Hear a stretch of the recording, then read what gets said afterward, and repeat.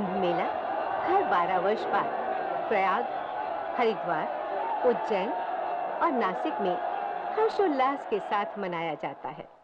हरि ओम सहस्राशीर्षा पुरुष सहस्राक्ष सहस्रपात एतावानस्य महिमा तो ज्याय। भारतीय अध्यात्म की महिमा अद्भुत है। आधुनिक भारत में भी पुरातन संस्कृति एवं वेद की झलक कुंभ मेले जैसे धार्मिक पर्वों में दिखाई देती है। ततो विश्वं व्यक्रामत् शासनान शने अभि तस्मात्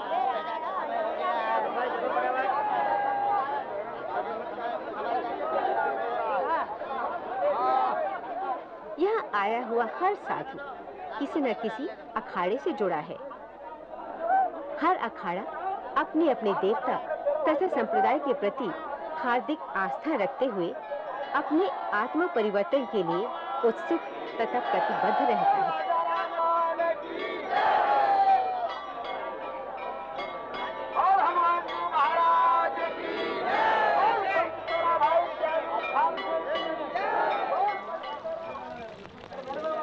ज्योतिर्लिंग जिते सुदिव्य बसले त्रिजंबकाचीपुरी पावे ब्रह्मगिरिवरी। एक महंत ने बताया, शंकर के जटा में जो गंगा है उसको मांगने वाले एक ही महान तपस्वी ऋषि थे, वो जो गौतम ऋषि थे।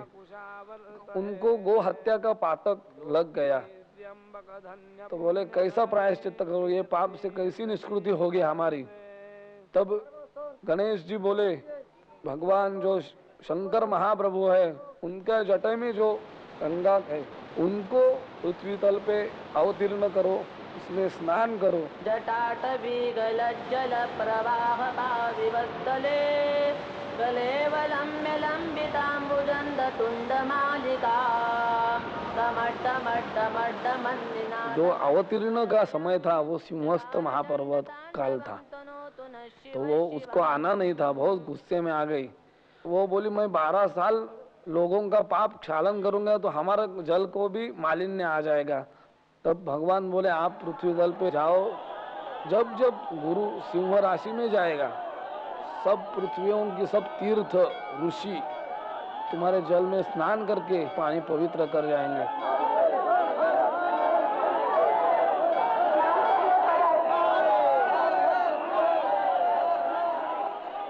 कुंभ मेले से जुड़ी कहानियां हमें प्राचीन ग्रंथों से प्राप्त होती है। देवताओं और असुरों के बीच अमृत प्राप्त करने के लिए युद्ध जैसी स्थिति हो गई। तब विष्णु वाहन गरुड़ अमृत कुंभ को असुरों से बचाने हेतु उसे लेकर उड़ते रहे। उस अमृत कुंभ की 4 बूंदें धरती पर प्रयाग, हरिद्वार, उज्जैन और नासिक में गिरी। इन स्थानों पर शुभ तिथि के अनुसार कुंभ मेले का आयोजन होता है।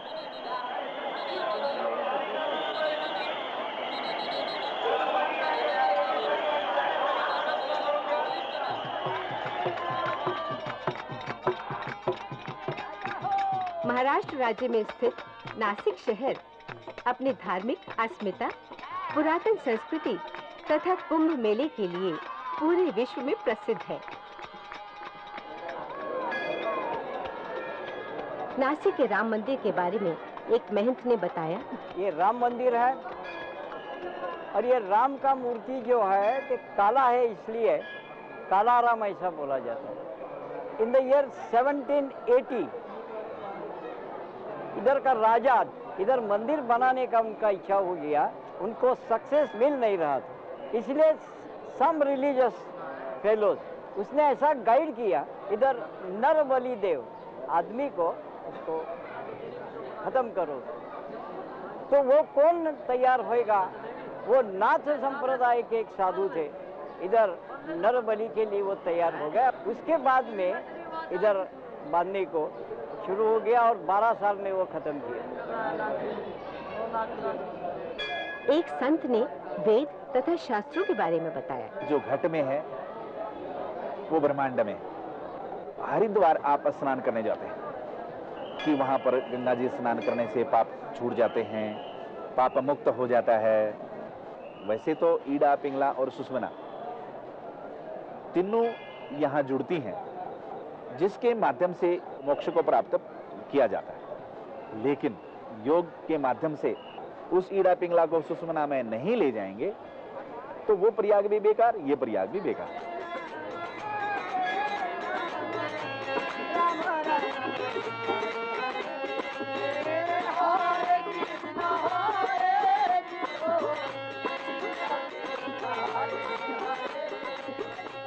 एक तीर्थयात्री ने बताया, साधू असं आल्यानंतर साधू नुसतं पैशाच्या पाठीमागे असं सिर्फ साधुओं के वस्त्र धारण करके और जंगल में दिशाहीन भटकने से साधुत्व नहीं प्राप्त होता है। साधुत्व को समझने वाले और भक्ति मार्ग से ईश्वर महिमा का जतन करने वाले साधु बहुत कम पाए जाते हैं। सिर्फ जंगल में आश्रम में रहने वाला ही साधु ऐसा नहीं, you can also sadhu, you can also sadhu, nothing like that, anybody can Sadhu.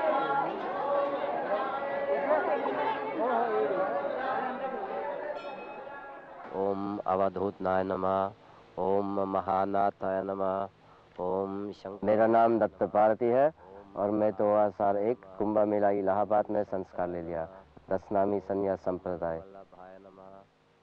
I was taking part in the Kumbh Mela and one day I was asked कई साल पहले मैं कुंभ मेला देखने आया था। कुछ साधुओं ने मुझे साधु के संस्कार स्वीकारने के लिए प्रेरित किया। मैं अपने आप को भाग्यवान समझता हूँ कि मैंने साधुत्व अपनाया, क्योंकि अगर मैं जर्मनी लौट जाता तो मैं अपने अकेलेपन से संघर्ष करता रहता। मेरा वहाँ ध्यान रखने वाला कोई नहीं है। मेरी बीमारी में यहाँ मेरे गुरु भाई मेरा ख्याल रखेंगे, ये मेरा विश्वास है। But if I stay in India and if I succeed of becoming a real sadhu, then I have the guarantee that if my time comes, I will have some Guru Bhai and they will stay with me and they will take me to Ganga or to some forest and they will give me some herbal medicine for my pain. In Germany, I have no such prospect.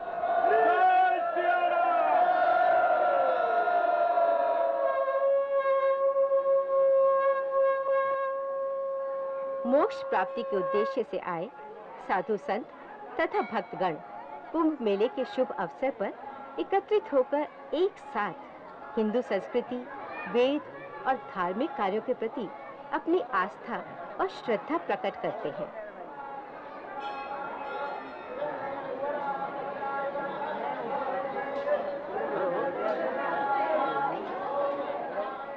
कुंभ मेले के दौरान आयुर्वेद तथा वेद मंत्रों की अद्भुत महिमा का लाभ प्राप्त करने के लिए कई भक्तगण उत्सुक होते हैं।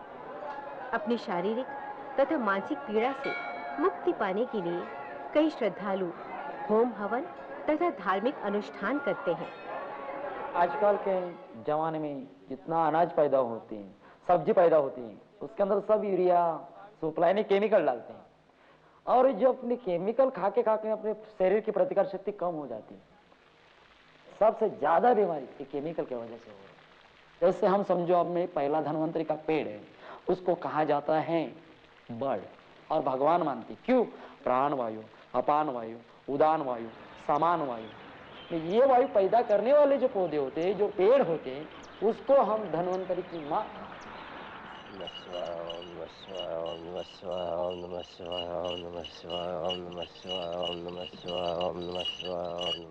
Spirituality is something that is part of the country. Bharat में अध्यात्म का जतन सदियों से होता आ रहा है।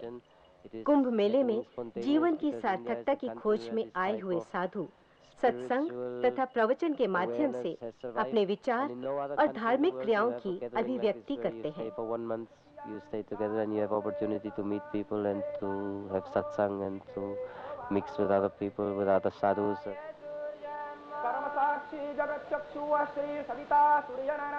The English, they did an investigation of these wandering monks and who are the, Bharat के पुरुष प्रधान समाज में पहले साधुओं की संख्या ज्यादा थी, लेकिन अब साधुओं की संख्या लगातार घट रही है। I would say maybe 2%, 1 or 2% maximum.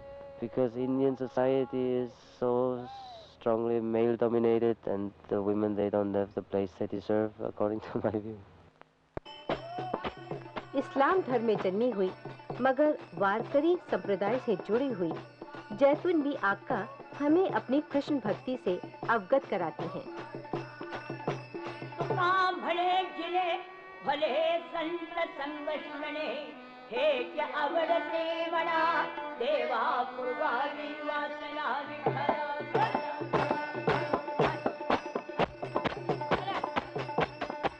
मी आई वडिलांची एकुलती एक कन्या। वे उनके माता पिता की इकलौती संतान थी। बचपन से ही वे जिद्दी और हिम्मत वाली थी।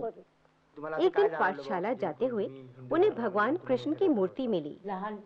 मूर्ति की तेजस्विता से मोहित होकर उन्होंने उस दिन से ही अपनी कृष्ण भक्ति का आरंभ किया। इस बात को लेकर घर में विरोध होना स्वाभाविक था, परंतु पूर्व जन्मों के संस्कार ही उन्हें इस क्षण भंगुर जन्म में कृष्ण भक्ति की ओर प्रेरित कर रहे हैं, ऐसा उनका मानना है। पण एक पूर्वजन्मीचं काहीतरी आपलं संस्कृत असेल म्हणून ती मूर्ती सापडली। एकच मी असल्यामुळे माझ्या आई वडिलांचा माझ्यावर भयंकर प्रेम होता। जाणवलं मला असं की जीवन हे क्षण भंगुर आहे, कधी ना कधी ते लयाला जाणार आहे, पण शाश्वत वस्तू हे भगवंताचं नाव, याच्यामध्येच आपण सर्व आयुष्य घालवं हे असं वाटलं।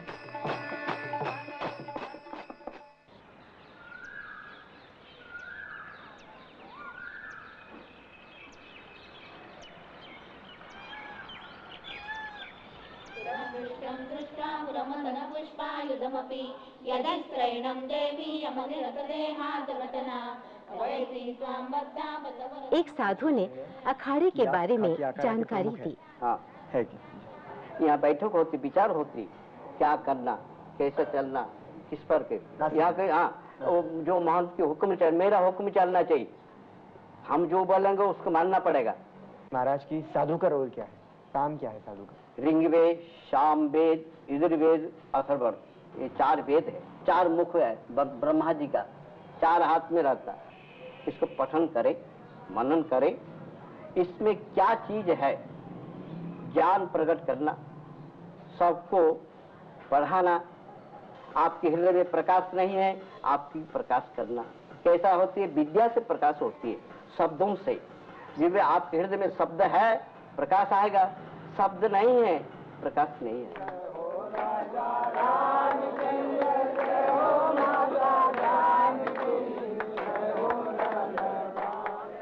आश्रमों घर होता है और अखाड़ा है सबको रक्षा करना। आर्मी तलवार लाठी ये सब चलाना, हर चीज के बंदूक भी लेना, बंदूक भी लेना, तोप भी लेना। कोई दूसरा दुश्मन आता है उसके संग्राम करना है, तो राजा में उसको छीन लेंगे। इसके नाम अखाड़ा है। मोक्ष प्राप्ति के उद्देश्य से आए हुए साधु अपने अखाड़े के निर्धारित समय अनुसार स्नान करते हैं। सिंहस्थ में नासिक स्नान करना है, खाकी निर्वाणी दिगंबर बीच में रहता, निर्मही फिर खालसा सब चलती। समस्त 1846 सिंहस्थ में 12,000 भेक मारे गए। पीछे कोरस से हुक्म हुआ नासिक रामकुंड वैरागी को स्नान हुए। आवाज त्रिम्बक कुशावर्त गुसाइन को स्नान होवे।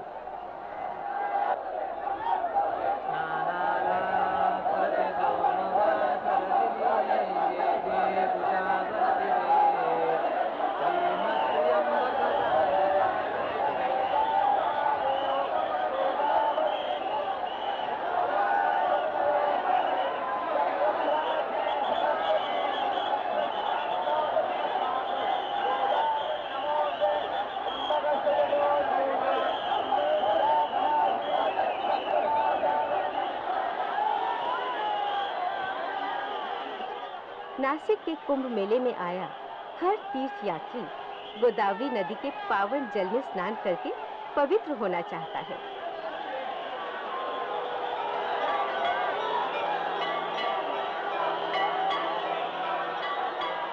पवित्र जल कुंड में डुबकियां लगाता अपार जन समुदाय अपने पापों का नाश तथा सुखद भविष्य की कामना करता है।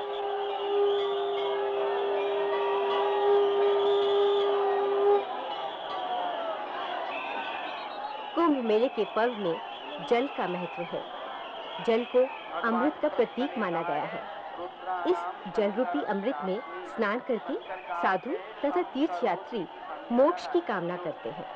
मंगल करे जो सबका कल्याण करे, उसका नाम शंकर है। असल में जल एक निमित्त मात्र है।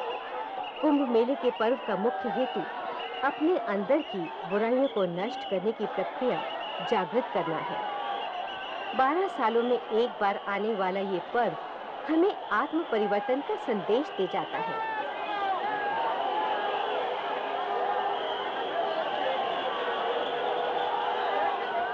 जीवन संघर्ष में पीते जा हलाहल, मोक्ष की चाह में जीते जा हलाहल।